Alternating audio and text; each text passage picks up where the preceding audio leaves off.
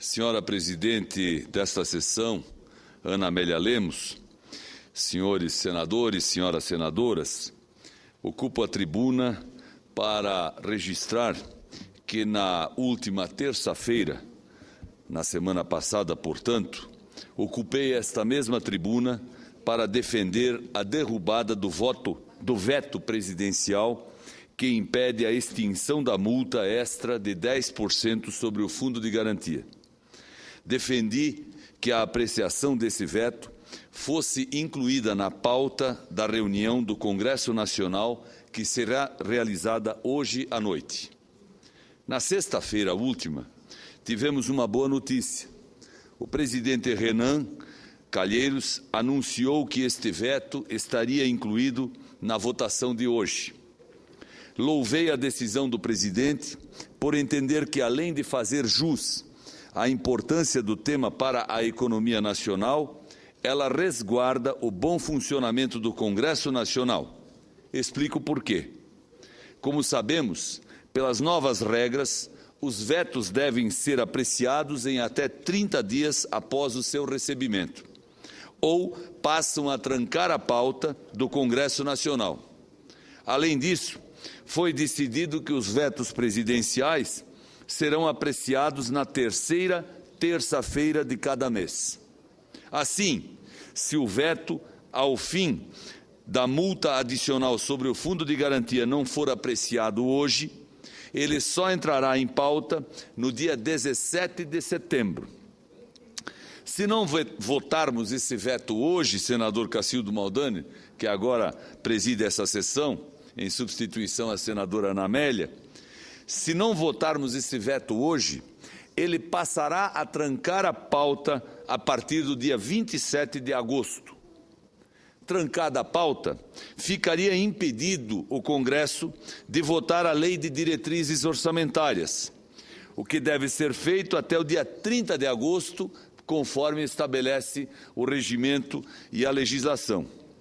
Por tudo isso, foi digna de aplauso a decisão do presidente Renan de incluir o veto do Fundo de Garantia na votação de hoje na sessão do Congresso. No entanto, logo após aquele anúncio, a imprensa passou a especular que o Palácio do Planalto usaria de sua força política, e tem muita força política, para tirar esse veto da pauta. E isso, de fato, ocorreu.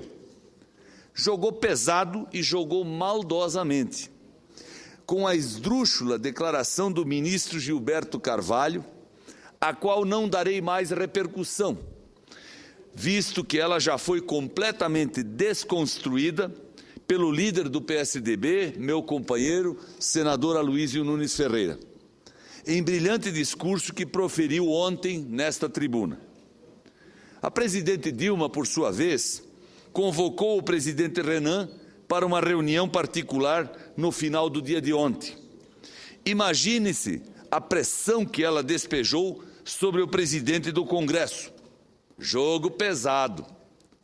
Jogo pesado. O fato é que, antes desse encontro, estava decidido que o veto do Fundo de Garantia seria votado hoje, a partir das 19 horas na sessão do Congresso. Depois do encontro com a presidente, isso mudou. A decisão ficou para o Colégio de Líderes, que se reúne hoje a partir das 15 horas. Portanto, daqui a 15 minutos, senador Paulo Davim. Se da reunião de líderes de hoje decidir-se pela retirada do veto 27 da pauta de hoje, mais uma vez, o Legislativo terá se curvado ao Executivo. Mais uma vez, estaremos de joelhos, submetendo esta Casa e também a Câmara dos Deputados à vontade palaciana. O Congresso Nacional, instância máxima do Legislativo, precisa se afirmar como instituição e não se subordinar às vontades do Palácio do Planalto. Por tudo isso, faço um apelo aos líderes do Senado, da Câmara, aos líderes até do governo. Não cedam à pressão do Palácio do Planalto. Não acreditem nos argumentos falaciosos do governo federal. Essa verba extra, que desde julho do ano passado é indevidamente cobrada das empresas brasileiras, não está sendo dirigida para nenhum programa habitacional. Isso é falácia. A liderança do PSDB na Câmara dos Deputados obteve dados oficiais que eu revelo aqui, comprovando que os recursos da multa adicional de 10% sobre o fundo de garantia estão, na verdade, sendo usados para a obtenção de superávit primário. São dados abertos, disponíveis na internet para quem quiser ver, constantes da tabela do orçamento financeiro do Fundo de Garantia para o exercício de 2013. Esta tabela mostra a arrecadação da contribuição LC 110. Repito, LC 110, referente à multa extra de 10%. São exatamente 3 bilhões e 265 mil reais entrando a mais na conta do Fundo de Garantia por tempo de serviço.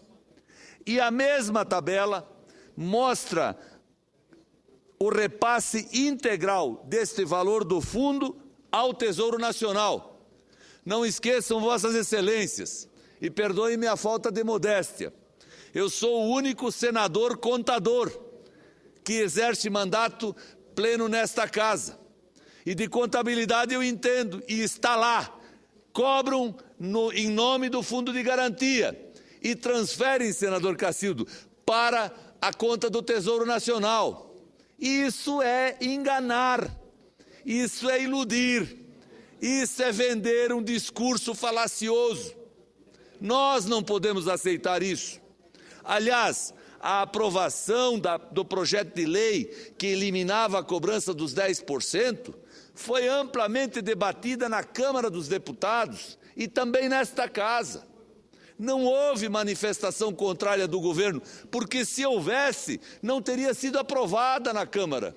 Tampouco no Senado, onde o governo tem maioria ampla. Tem voto suficiente para decidir e para aprovar o que quiser. Se deixa aprovar e depois veta, é porque é incompetência.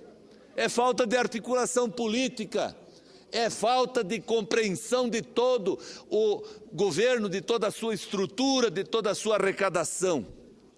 Andaram dizendo por aí, senadores, que este dinheiro era para o programa Minha Casa Minha Vida. Ele está indo direto para o Caixa do Tesouro, de onde se paga a conta dos aviões da FAB, que levam autoridades para campo de futebol, de onde se paga a conta de 39 ministérios, de onde se tira dinheiro para pagar diária, para comprar até toalha de mesa, para uso no palácio. Ora, dizer que isso vai para o Minha Casa Minha Vida é uma falácia. Quero concluir. O dinheiro pago a mais pelos empresários, sob a rúbrica dos 10% de multa nas demissões, não fica na conta do Fundo de Garantia. Vai direto para o Caixa do Tesouro e é utilizado para todos os gastos do governo. Não é aplicado em projetos habitacionais, nem vai para o bolso do trabalhador. Nenhum programa habitacional depende da manutenção da multa extra de 10% sobre o saldo do Fundo de Garantia. Esse é um argumento falacioso. É contraditório o discurso do governo federal quando afirma querer estimular o crescimento das empresas brasileiras. Mas, também ao mesmo tempo, este governo não move uma palha para reduzir de modo linear a asfixiante carga tributária que pesa sobre as atividades industriais do país. E quando surge uma oportunidade como essa, de reduzir de forma justa os encargos sobre as empresas, o governo faz de tudo para impedir. Prejudica o empresário e não beneficia o trabalhador. E ainda coloca o Congresso Nacional de joelhos, transferindo a responsabilidade para os líderes. Por tudo isso, a atenção da opinião pública está sobre a reunião de líderes que começa daqui a pouco. Os líderes não vão decidir apenas se o veto sai de pauta ou não. Os líderes, na verdade, vão decidir e vão poder decidir se o Congresso reafirma sua independência ou se, mais uma vez, curva-se diante do Executivo. É o que eu tinha a dizer até o momento, senhor presidente. Vamos aguardar as notícias dos próximos minutos e saberemos se continuamos no império da presidente Dilma ou se vivemos num país efetivamente democrático. Senador Paulo Bauer, senador, eu pedi ao presidente da sessão, senador Cacildo, que Vossa Excelência volta ao tema que também temos abordado aqui outros senadores, a questão de terminar com essa cobrança indevida da multa dos 10% do FGTS. Como eu disse ontem, nós não estamos referindo nenhum direito do trabalhador, que é uma cláusula pétrea, os 40% na rescisão sem justa causa. Mas os 10% não vão para o bolso do trabalhador, vai para o bolso do cofre do Tesouro, vai para o Tesouro direto. E isso deveria ter acabado o ano passado, a cobrança dessa multa. E por que ela foi criada, essa multa? Para suprir aí as perdas do Plano Verão e Collor, que a Justiça mandou pagar quem deveria receber. E aí o contribuinte todo que foi penalizado. Agora, da mesma maneira, esse veto não se justifica, temos que derrubá-lo, e não só ele, mas também aquele, Vossa Excelência como eu, de um estado exportador, como Santa Catarina, no Rio Grande do Sul, o senador Cacildo Maldani, que é o Reintegra, que é o benefício, eu nem diria benefício, é um estímulo para o setor exportador. Poderia até alegar que hoje o dólar está alto, mas o custo Brasil necessita e impõe que mantenha-se o Reintegra para o setor exportador. Então, também da mesma forma, penso que esses dois são vetos indispensáveis a serem derrubados pela decisão soberana desta Casa. E parabéns pelo pronunciamento. Agradeço a Vossa Excelência e incorporo o seu à parte ao meu pronunciamento, uma vez que ele, como sempre, é apresentado com lucidez e em nome e em favor do progresso do país. Muito obrigado, senadora Ana Amélia.